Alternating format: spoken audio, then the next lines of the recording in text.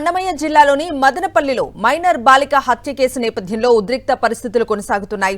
ఘటనపై ఆగ్రహం వ్యక్తం చేస్తూ స్థానికులు పెద్ద ఎత్తున రోడ్లపైకి వచ్చి ఆందోళన చేపట్టారు.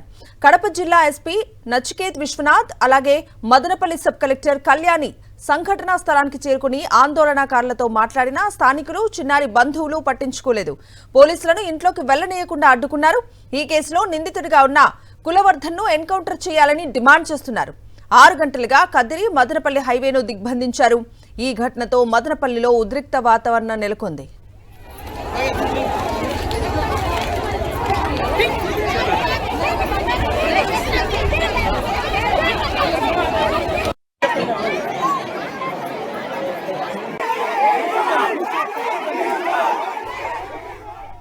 అన్నమయ్య జిల్లా మదనపల్లిలో మైనర్ బాలిక మర్డర్ దుమారం రేపుతోంది. నీరుగట్టువారిపల్లి కాటాటపల్లి రోడ్డుపై మైనర్ బాలిక దారుణ హత్యకు గురైంది. నిన్న ఉదయం ఇంటి వద్ద కనిపించడం లేదని 1 టౌన్ పోలీస్ స్టేషన్లో ఫిర్యాదు చేశారు చిన్నారి తల్లిదండ్రులు. ఆ తర్వాత పోలీసులు రంగప్రవేశం తర్వాత వాస్తవాలు వెలుగులోకి వచ్చాయి. ఇంటికి ఎదురుగా ఉంటున్న కులవర్ధన్ అనే యువకుడు చిన్నారిని దారుణ హత్య చేసినట్లుగా ప్రాథమికంగా గుర్తించారు. ఆ తర్వాత ఆ చిన్నారిని వాటర్ డ్రమ్లో వేసి పెట్టినట్లుగా గుర్తించారు.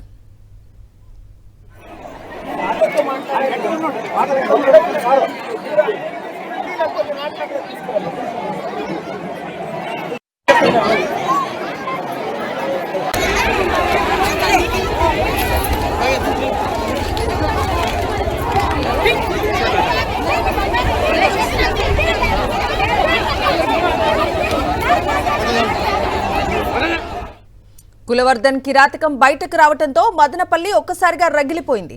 చిన్నారిని చిదిమేసిన రాక్షసుని ఎన్కౌంటర్ చేయాలంటూ ప్రజలు పెద్ద సంఖ్యలో బయటకొచ్చారు. పోలీసుల తీరుపై అనుమానాలు తలెత్తడంతో స్థానిక ప్రజలు పెద్ద ఎత్తున ఆందోళనకు దిగారు. కిరాతకుణ్ణి తమకు అప్పగించాలని డిమాండ్ చేశారు.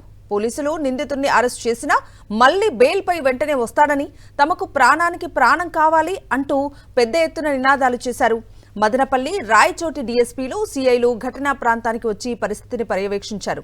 ఆందోళన చేస్తున్న ప్రజలను అదుపు చేయటం పోలీసులకు ఒక దశలో కష్టంగా మారింది.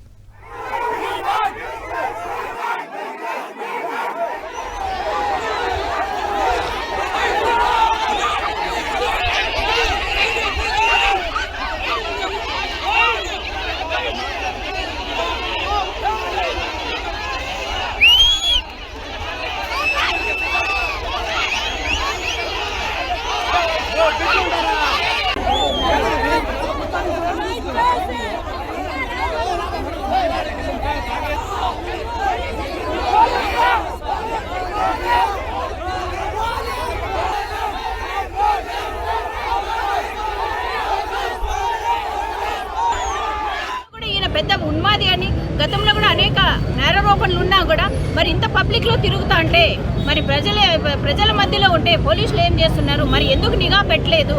ఎందుకంటే ఇక్కడ వేలాది మంది పొద్దున్నిద్రలేసే పొట్టకూడు కోసము వాళ్ళ వృత్తుల కోసము పరిగెత్తి వెళ్ళిపోతారు. బిడ్డలు స్కూల్కి పంపించేసి ఏదో సాయంకాలం 6-7కో వాళ్ళ ఇళ్ళకి వస్తారు.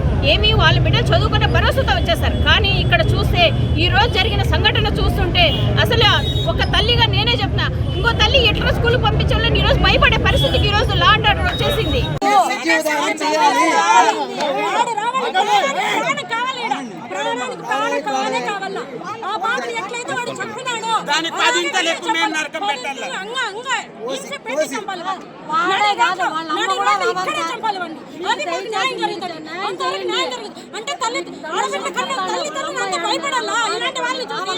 ఇలాంటి వాళ్ళు చూసి ఆడబిడ్డలు కన్ను వాళ్ళు ఏమైపోవాలి సార్ చెప్పండి.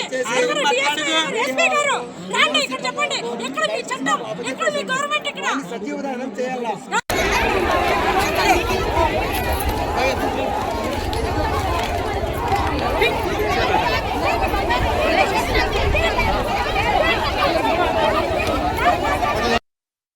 నాలుగు నుంచి ఇంతమందిని మీరు పట్టుకొని పోతున్నారు.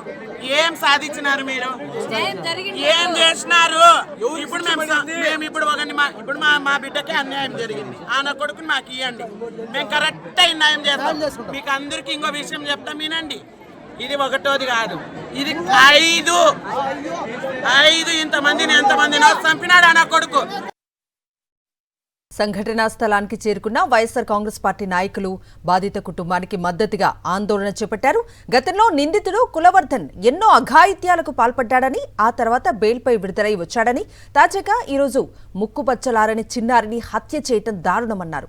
ఇలాంటి నిందితుడిని బహిరంగంగా శిక్షించాలని కోరారు. ఈరోజు కూటమి ప్రభుత్వం అధికారంలోకి వచ్చిన తర్వాత గంజాయి, మద్యం మత్తు విచ్చలవిడిగా పెరిగిపోయాయని మండిపడ్డారు.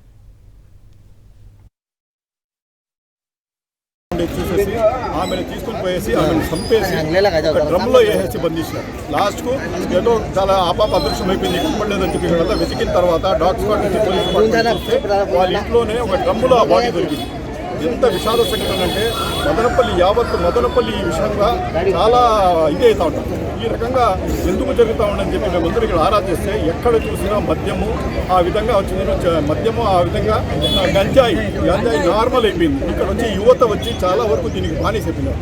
ఎక్కడ కూడా యూరియా దొరకదు, ఏమి దొరకదు, కానీ మందు మటుకు ఖచ్చితంగా లిక్కర్ బాగా దొరుకుతుంటే బెల్ట్ షాపులు విపరీతంగా ఉన్నాయి. ఇక్కడ కార్మికులందరూ దానికి అలవాటు పడిపోయినారు. ఇక్కడ పోయి పని చేయడము, ఈ లిక్కర్ తాగడము ఈ రకంగా అలవాటు పడిపోయినారు.